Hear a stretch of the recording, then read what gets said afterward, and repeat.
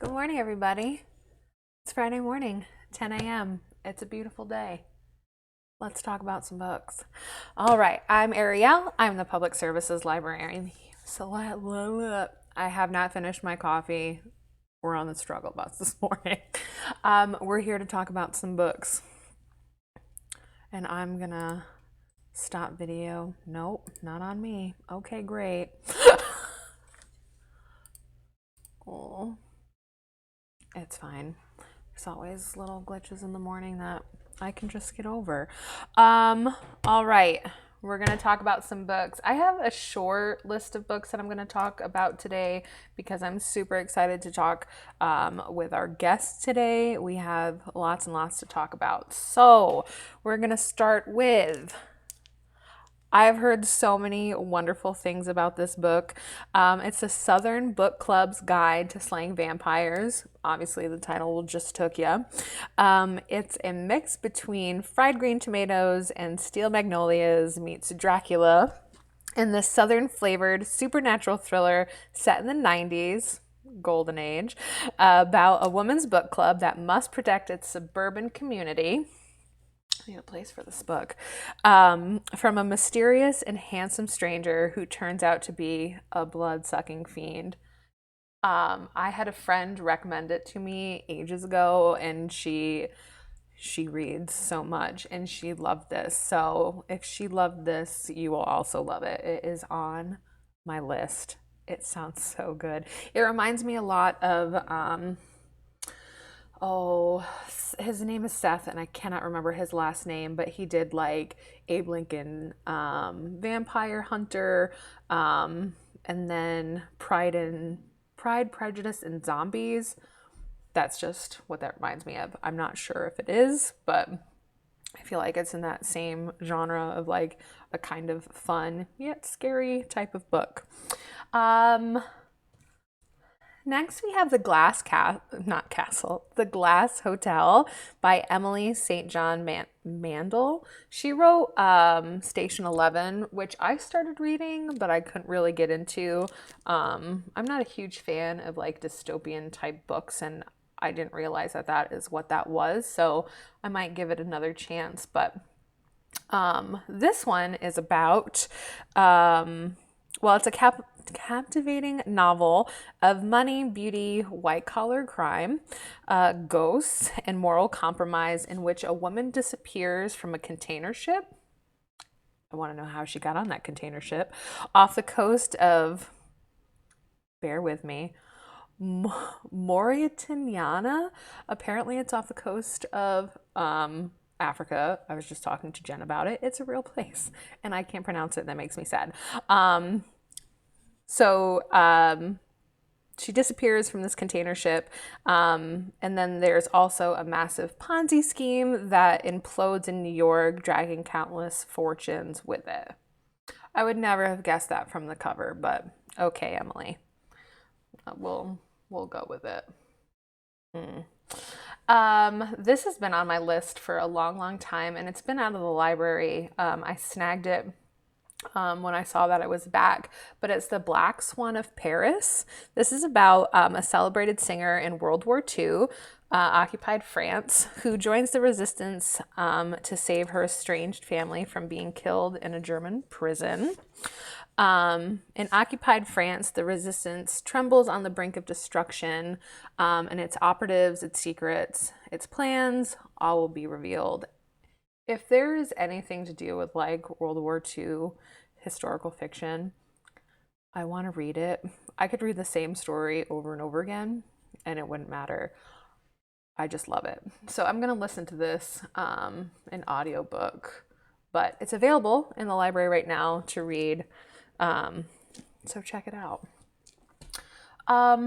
We've talked a little bit about nonfiction, and there wasn't really anything on the shelf that really like stood out to me besides like all the plant books that I've ordered, except for this book. It's called Wow, no thank you. And it's a book of essays written by Samantha Irby, another friend who is a huge bibliophile. She finished this book and recommended it to me. Everyone says it's super, super funny, so I'm looking forward to that. But um, it's a new essay collection about aging, marriage, settling down with stepchildren in a white small town America. Samantha Irby is African American. Um, and it also deals with her turning 40 and growing increasingly uncomfortable in her own skin. So I just love, I love the title so much. Wow, no, thank you. Um, a few audiobooks that I snagged. This is a shameless plug, not really. Jen and I, Jen, who is our guest, we'll get to her in just a few moments. We are doing a huge NaNoWriMo group program that's going to start on Monday. Even though NaNoWriMo is it's National Novel Writing Month, and that's usually, well, it is in November, but there's a lot of prep work for that. We don't want you to just start writing a novel November 1st and be like, I don't have any story ideas. Prep work takes a lot of time. So that's going to be starting on Monday. So I decided to pull this audiobook. It's called Before and After the Book Deal by Courtney Maum. There's over 150 contributors, including authors, agents, and editors, and it covers all the questions that you might have, like, is it worth it to get an MFA, a Master of Fine Arts, or how do people actually sit down and finish a novel? Super helpful, start to finish. Yeah, I'll probably be checking this out. But we're super excited about this group, and everybody. It's time to write your novel. Jen and I will both be writing as well, and we're just super, super, super excited about it. So if you have any questions, just send us a message. There's going to be a post later on our Facebook about that, and a group. We're going to have prizes and everything for different levels of writing. So you'll get mugs, totes, t-shirts, and then a super special prize at the end if you finish. So keep your eyes and ears open to more on that. The last audiobook that I'm going to talk about, and I talk about this probably every other episode, is the Mycroft Holmes series by Kareem Abdul-Jabbar and Anna Waterhouse. I saw this and had to buy it mainly so I could listen to it. But I know lots and lots of people also enjoyed this series, so thought we would also add the audiobook to our collection. In this book, this is actually the third book in the series. It's set in 1873, and the economies of Europe are threatening to crumble, and Mycroft Holmes finds himself in service to the crown once again. A distant relative of Queen Victoria has been slain by the Fire 411 killer. It's a ridiculous name, but anyways, who's a serial murderer who leaves no mark upon his victims, only a mysterious calling card.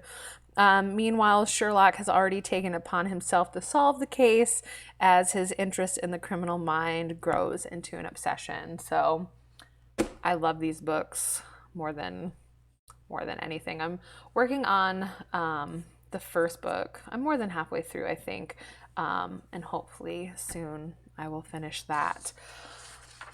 And that will take us into what I'm currently reading. So I have a book club on the side that I'm in, other than the book club that we have for the library. And I started reading Riot Baby. I'm not even gonna pronounce his name because I will absolutely ruin it. It's interesting. It's a sci-fi book. It takes place like in a dystopian, not so far future. Um, Riot Baby, he's called Riot Baby because he was born during a riot um, in South Central in LA. But then they end up moving to Harlem. I'm not too far into the book. It's hard to get into. His sister has some powers. She can see when people, um, like when they die and how they die. Basically, she can see into their futures, and they keep talking about the thing, which is like another power that's could get out of hand. I'm having a hard time getting into it only because I wish it was from her perspective and talked more about her. But it's like Ella and Mom got into a fight, and I had to wait until everything was fine. Um, so yeah, I'm gonna finish it. It's short, but I'm not super into it. Um, this week I also finished A Certain Age by Beatrix Williams. She does a lot of historical fiction, and I would give this book a 1.75 stars. Not great, and I was actually so disappointed in it. I couldn't relate to any of the characters.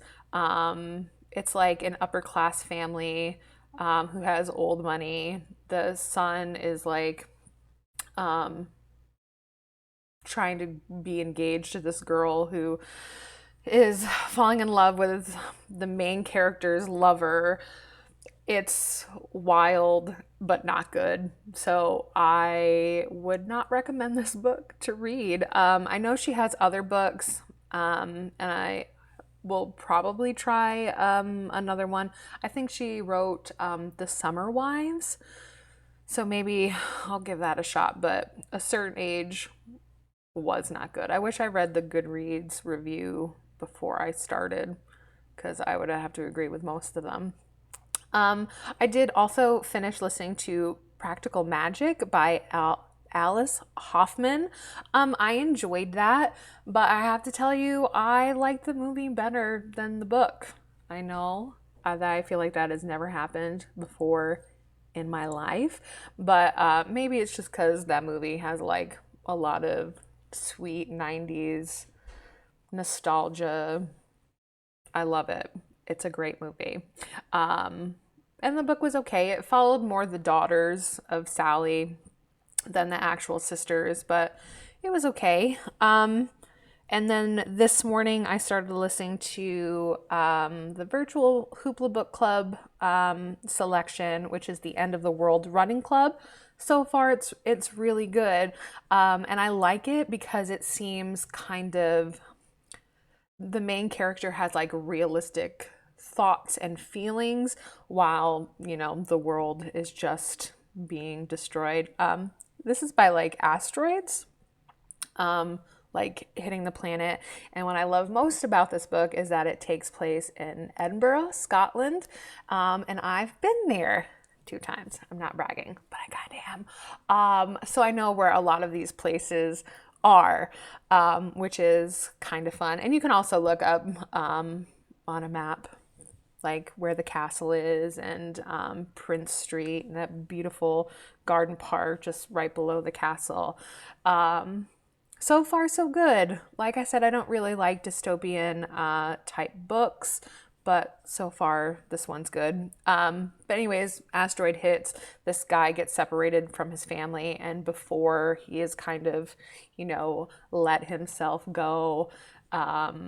But in order to find his family, who he gets separated from, he just starts running across the UK to find them. So, yeah, I'll probably finish that next week and let you guys know my final thoughts on that next Friday. But enough about me. I want to talk to Jen. Where is she? She is our tech services librarian. I got it right. I'm very excited. But Jen's super cool because she writes books and you can come to the library and check them out. She is a Codexian. Hopefully, I said that right. And she's also an associate member of the Science Fiction Writers Association. Hopefully, I'll get that right, and she'll tell me in 2 seconds whether or not I did. But her work has appeared in a ton of magazines, like Escape Pod, Luna Station Quarterly, and so many more. Her run with the Hunted cyberpunk novella series is available on paperback and on most digital platforms. But come on in and read them here. I am so excited. Jen, how are you? You're on, you're live. You're also muted.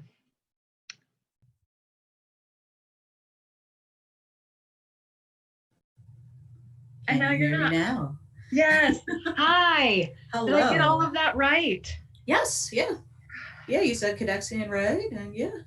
What a fun word. It is, because it's the Science Fiction and Fantasy Writers Codex.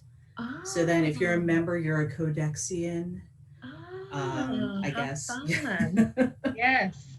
Good morning. I know you have a cool Good mug and you want to morning. show it off, so go ahead. I do have a cool mug and want to show it off. It has the Jersey Devil on it, who is my favorite cryptid. Jen is from New Jersey. I am from New Jersey. And if you do, we won't have that out on Lit Lattes. Oh, no. All right. I peeked at some of her books that she pulled yesterday, and we're just gonna jump right into them because I can't wait. Especially this first one. Jen, what are some of your favorite books from childhood? Well, I wasn't sure how early you meant by childhood, and one of my favorite books that I don't have here that I remember reading first is Kipling's Just So stories.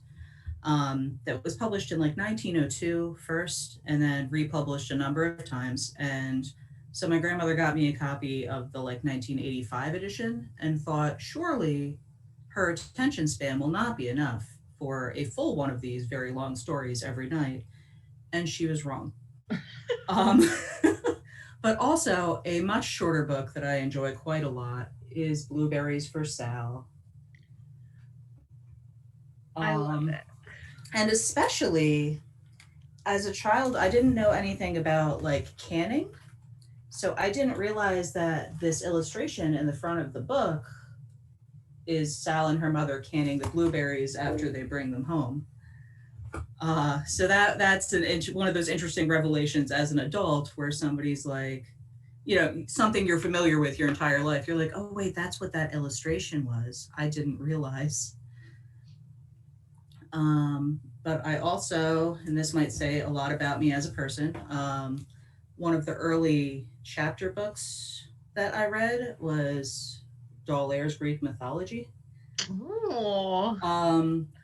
Which is, I mean, it's not fully as brutal as Greek mythology often is, but they lower the bar a little for kids, but it's still pretty brutal. I should have marked the page. There is definitely a picture of like Orpheus's head floating down the river after the Maenads tear him apart. Yikes. And then as I got older, I started, like, I've read all kinds of things. Like, somebody gave me a box of like Children's Illustrated classics, which were abridged, and a full copy of Little Women, which was not abridged, that I read all of. And then my Aunt Lisa was like, oh, you like fantasy? How about Ursula Le Guin's A Wizard of Earthsea? Now, this big, huge book just came out this year and is all of Earthsea together in one volume. I had these tiny, very manageable paperbacks that were about somebody who got into magic and then had magic misadventures in a school to start, and then, was out in the world doing magic things and trying to make up for that thing that he messed up in the very first book. Surprise. When I saw that huge book on that cart yesterday, I was like, surely this is an adult book. And I was like, what psycho sits down and reads a book that could keep a door open? I mean, it is an adult book, but How many books is in that, would you say? Um, the original Earthsea books were three, and then Ursula Le Guin wrote, I think, two more, and there's a couple of short stories. So there's like five books and some short stories, I think. Got it. Yeah, That's so fun. yeah. Let's jump to adulthood. It's always hard. What are your top 3 or 4 favorite books It ever? it is really hard, and I thought about it a lot, and then wandered around to see what we had. And definitely a book I return to a lot, and a book I recommend to patrons a lot, and one that I referenced in my writing once in a while is Rebecca by Daphne du Maurier, Mm. which is actually getting a new movie that you always have to be a little excited and apprehensive about. But it's written in first person. You never learn the narrator's name other than that she's the second Mrs. De Winter. Rebecca is the first Mrs. De Winter who died tragically. Her husband met the narrator in, I think, Monaco, where she was being a lady's maid companion. They, I can't even say fell madly in love, but they got married and went back to his estate, which is Manderley. Hmm. Uh, and all of the servants are like, oh, but she isn't Rebecca. And so the whole book is her living under that shadow and trying to find her way and etc. I'm a little sad that you've Really never great. recommended that book to me, but it's okay. Well, I I always was have a waiting for the laundry right list moment. right now. Right now, No read time it. like the It's present. here in my office. I also really like Neil Gaiman's American Gods. This is the first Neil Gaiman book I read. I wasn't recommended it. I walked into I believe it was still Walden Books in the Southside Mall during college, and I saw a paperback there that I think the cover was a road with a tree and then a stormy sky above it. And I Mhm. went, oh, I have to buy that. And I bought it and I read it immediately. And then a bunch of my friends shared it around. And then one of my friends was like, oh, you like Neil Gaiman? How about you read Sandman, which is now a graphic novel series, but came out issue by issue like a normal comic book in the 90s, which must have been excruciating to read because it is amazing. And I think I read the entire series in a week. And it's right over my right shoulder. So It come on in and is. read it, everybody. I think we have similar stories because I also walked into a bookstore. It wasn't Walden, an independently owned bookstore. Oh, Um, and I saw the paperback, and that was also the first book I read by him as well. And I also loved it. Um, it's a great book. it is a great It is a book. great book. It's like just the right level of modernly gritty, but also folding cultural mythologies into it. And I was sold. I didn't have to get sold on the premise. It was just great. And I loved it. And I Mm-hmm. still love it. I also listened to the second book in the American Gods series, the Yeah. Nisi Boys. Anansi Boys. And yeah, say I anything. liked that one less. Oh yeah, Um, but I still enjoyed it. it was still good, but I really enjoy that early Neil Gaiman. I feel modern Neil Gaiman gets a little more goofy than I want him to be, uh, and it's just Good it's just omens. not. Yeah, it's just not necessarily what I want. I don't need everything to be grimdark. There can be hope in the stories that I read, but I don't want to be reading a thing and find a gimmick and be like, oh come on. Mm. Mm-hmm. And did you have another favorite book, or um, did Sandman count? Sandman could count. I could also talk about Stephen King's The Stand, Go ahead. which is again, it's a grim book with hope at the end. Spoiler. But it's a book that is an apocalypse that turns into a post-apocalypse, and it's one of his like very large doorstopper books. I think he wrote it in the 80s, and I really like early vintage Stephen King. Like after the 90s, after his accident, I'm not as into the books that he's been writing. But the Stand is another book. I've reread it. It's huge. I've read the original published one. I read the re-released author's preferred uncut one. I just really like it.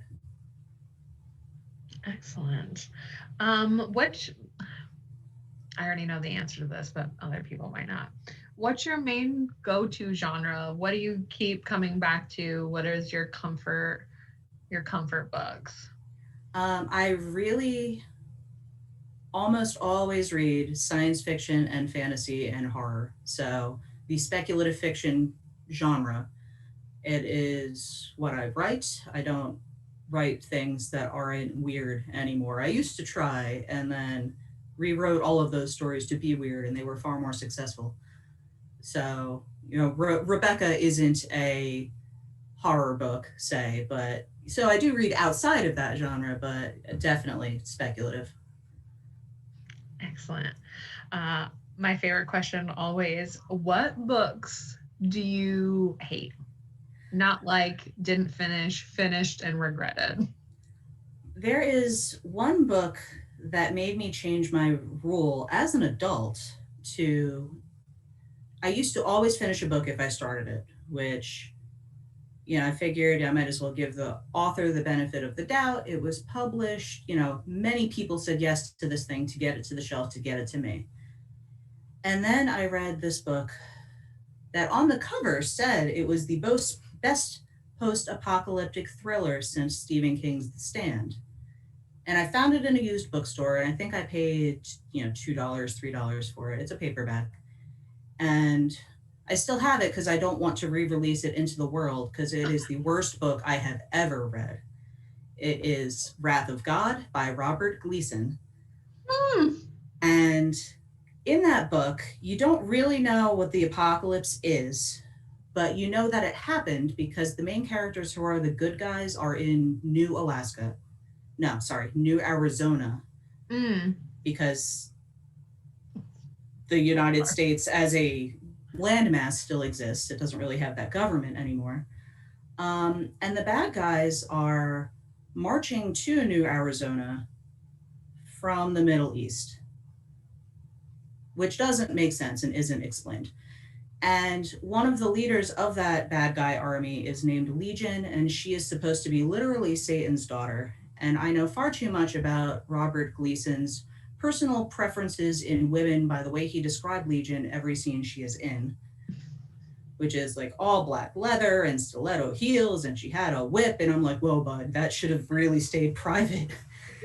And somehow, even though communications in this post-apocalyptic world are not good, the good guys in New Arizona discover this army is marching to them, and in order to save the world, which is already bad, they use some kind of machine that isn't really described, and the power of Native American dance to go back in time to bring heroes of history to present day. So in their test run, they get a Triceratops egg, which they then have hatched by their American bald eagle, whose name is Betsy Ross. And then the heroes... Real? 100%. And I don't remember what they named the Triceratops, unfortunately. But the heroes that they bring from the past are Stonewall Jackson, General Patton, and Amelia Earhart and her alcoholic navigator, Frank Noonan, I think was his name, from their final flight. Like that's the Right. explanation of what happened to her and him. And they are brought to present day to somehow defeat this evil bad army. And the Triceratops falls in love with Amelia Earhart and gets mad every time she flies away because they brought her plane too. And I think it might be the only plane they have. And yeah, so. This sounds familiar. Like I've heard about this book before, and maybe I might have yelled like about it before, honestly. Yeah, that's why I never finish books that I'm not enjoying anymore because of Wrath of God by Robert Gleason. It is still for sale on Amazon should you want to read it for the Schadenfreude. I kind of do now, just like with the wives. Remember, like Yes. Cindy, the YouTube blogger, like tore it apart. Still listen to it though. So now I kind of feel like I have to read this Right? train Sometimes. wreck of a book. That's wild. I mean, good for him. He's got, I think, 5 books or something. I'm not sure any of them are recent. He wrote them, he published them, but my goodness, he changed my life. Yes. Did you want to talk about the kite runner, or do you want me to move on to the next question? We can move on to the next question. Okay. Um, who are some of your favorite authors? I talked about the niches of both Neil Gaiman and Stephen King that I like. Mhm. There's also, and I realized a lot of books that I think of when people ask me about my favorite books are older. They're books that came out like in the 80s or the 90s. Like I really love Neuromancer by William Gibson, and he is widely considered to be the father of cyberpunk. Um, I don't know that his is necessarily the first cyberpunk novel, but Neuromancer is very definitely one of those monoliths in the genre. It's good. I didn't read it until a couple of years ago, and I think I've read it 2 more times since then. Right? And he also wrote like the short story Johnny Mnemonic that the movie came from, Sure. and so he's very influential, even if you don't know it's William Gibson that you're reading or watching. And also modernly, I really like the author Premi Muhammad, who's kind of, I'll say I'm a contemporary of hers, but she's the one who has a novel out and an agent and a publisher. You're soon to follow, friend. We're gonna get you there. I'm trying. I'm trying. Darn it. Got to trust the process. Can you talk a little bit about her book, because I know that you absolutely loved it. Yes, I absolutely loved it. It took me far too long to read, both because um, I never wanted it to end, but I also couldn't wait to see what happened next. Her book is called Beneath the Rising, and the sequel is coming out next year. It's called, I think, A Broken Darkness. But the library does have Beneath the Rising, and I hope whoever has it checked out loves it as much as I did. Um, and it is a story of 2 friends who grew up together, one of which, Johnny Chambers, is a white woman who is a super genius, essentially. I mean, they're both like 20 years old. They're practically kids, I say, from my venerable old age. And the narrator's name is Nick Prasad, and he is a man of Indo-Caribbean descent. He, grew up with Johnny. He is not a super genius. His family is also not rich the way hers is. So he's, had disadvantages despite being super best friends with this girl who came up with world-changing technologies that like cured AIDS and, biodegradable plastics. And then she comes home from some kind of world tour, and that night, instead of going to bed, comes up with a brand new clean reactor that will change renewable energy everywhere. The problem is it opens a door to somewhere where bad things with tentacles and stuff that want to come eat the world are. So then they go on this globe-trotting adventure to save the world. Bickering all the way. It's great. It's amazing. They just insult each other and make jokes to, break the tension in these awful times. It's fantastic. Her dialogue is great. The adventure is great. I'm all in with it. I have finished it finally, but it took me forever because I kept putting it down so it wouldn't end. That's so good. Now I want to read it. Sure. I know to the left of you is a stack of books that you've gotten on hold. Can you tell us about some of them that you will be reading soon? I'm guessing. Yes. Well, I actually, in fact, took many of them home, but I can Okay. reach way over and show you Real Life by Brandon Taylor, which is not speculative fiction, but is about a Black scientist who is in a program in, I forget what college, a Midwestern university, much like how Brandon Taylor himself was until he left science to do an MFA. And that book is shortlisted for the Booker Prize this year. So I'm very excited to read that. He actually follows me back on Twitter, so I'm like almost famous in that regard.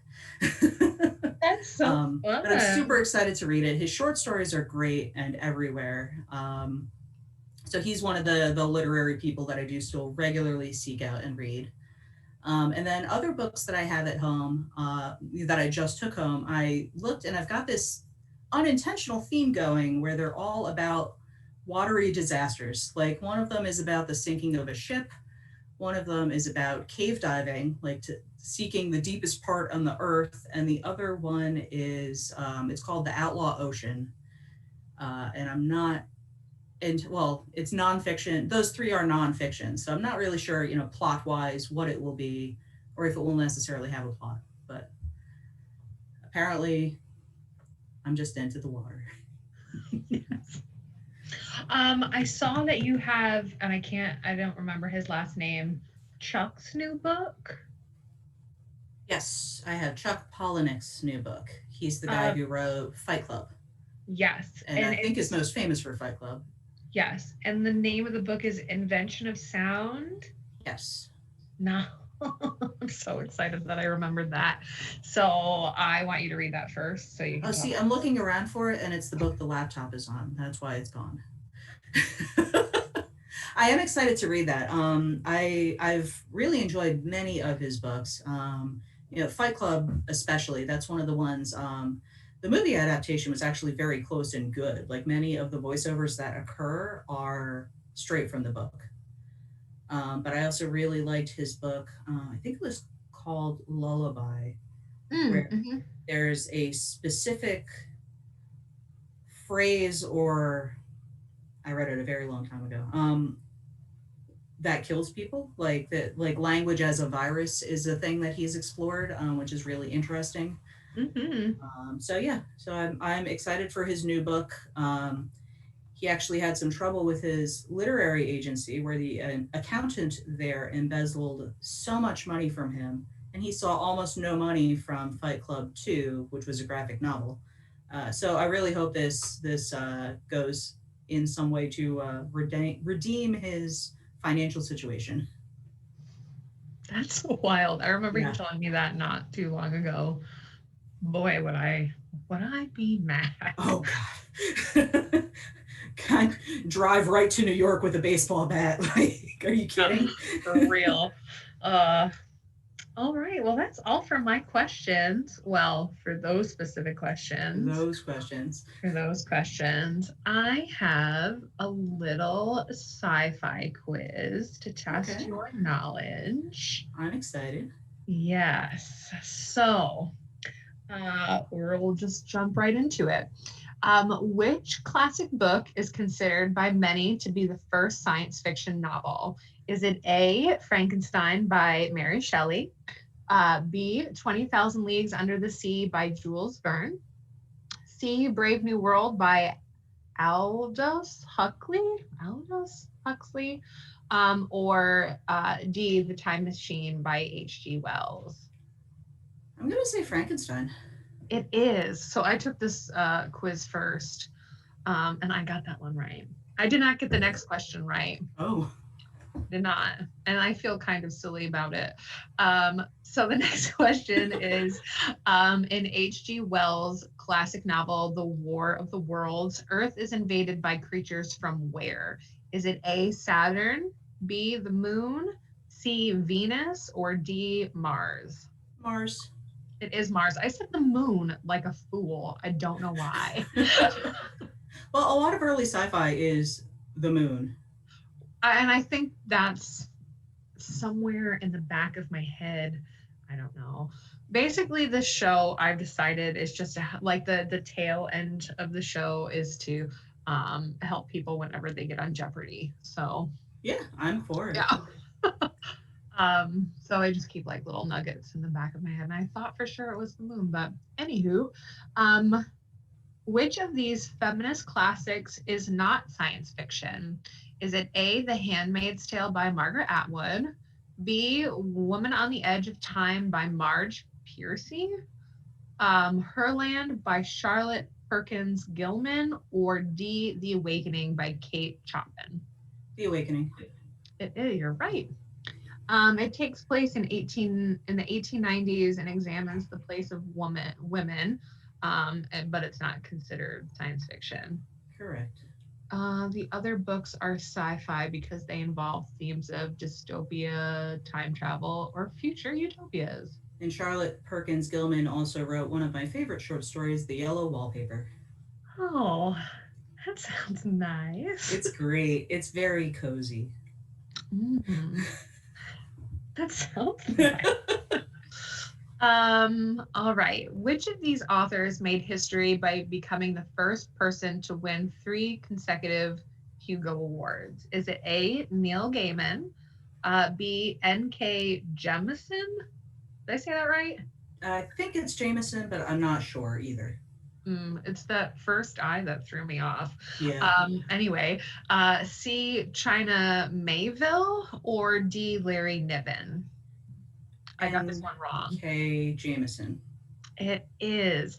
And that was just within the past few years.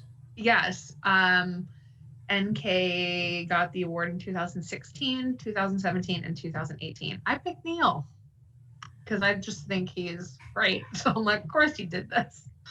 I think she produces more than he does, honestly.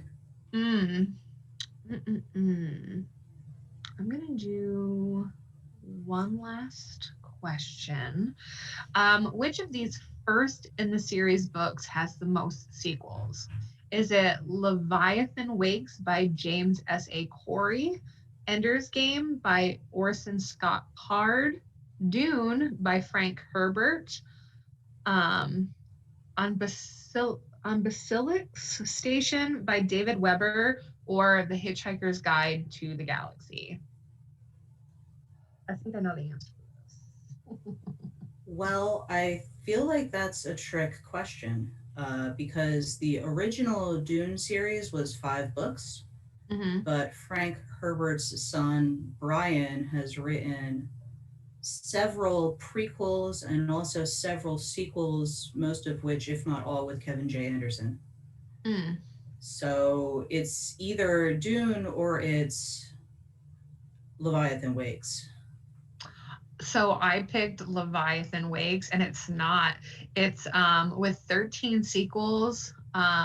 Basilic. Am I saying that right? Station. I don't know. I've never even heard of that. Who is that by? David Weber. Oh, well, I've heard of him. The first novel in the Honor Harrington series has the most sequels. Wow. A gaping hole in my sci-fi knowledge. I got her with one. Not bad. All right, you want to stick around for This Week in History? Absolutely.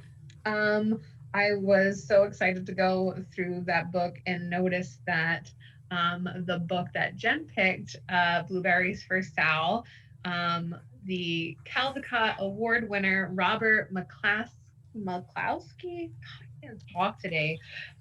His birthday was this week. He also wrote Make Way for Ducklings and Time of Wonder.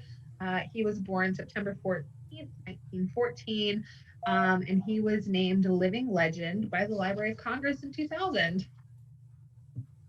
Kind of fun. You look surprised. And then he died 3 years later. Accomplishments. I know. September 15th, 1890, the Duchess of Death, Agatha Christie, was born.